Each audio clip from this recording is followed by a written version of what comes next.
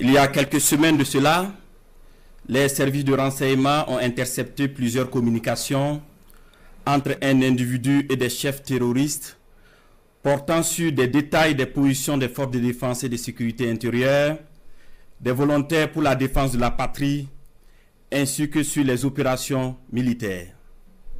Après analyse technique approfondie, l'individu est identifié au nom de Bahari Abdraman et se trouve être un officier des forces armées burkinabè. Il est identifié appartenant au bataillon de justice militaire.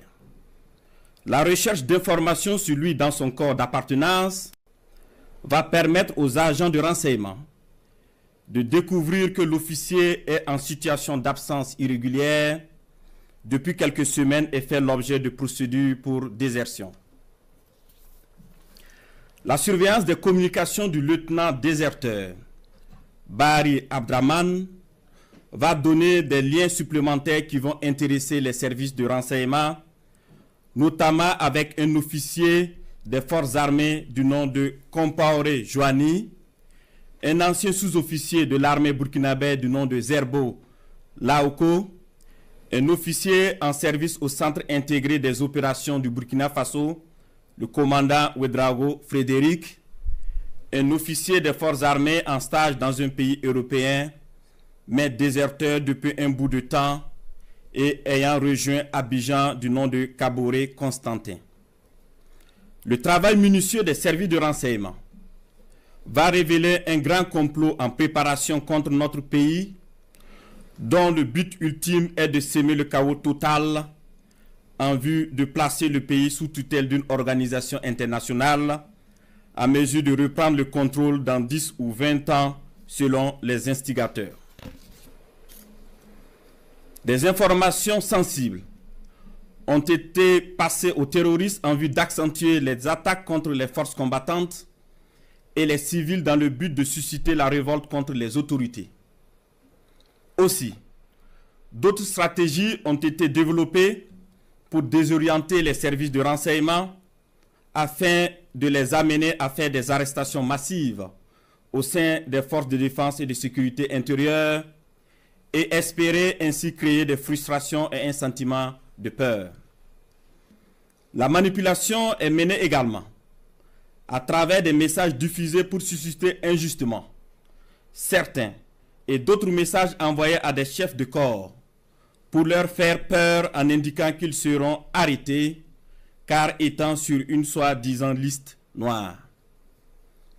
Des leaders religieux et coutumiers ont été sollicités pour convaincre certains officiers de s'engager dans cette mission funeste. Ce fut le cas malheureusement du capitaine Ouedraogo René David, en fuite actuellement. Dans le même ordre d'idée, des VDP ont été contactés pour démoraliser leurs camarades et de l'argent leur a été envoyé pour cette basse besogne.